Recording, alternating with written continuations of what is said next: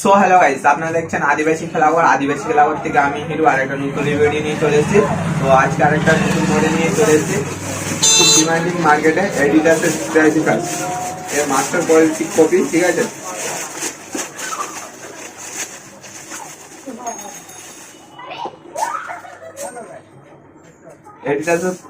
এডিডাসের striker, এর মানে লুকটা দেখো, এর আপারটা দেখো, আর এর স্টার প্যাটার্ন দেখো। এটা মাস্টার কপি গুড।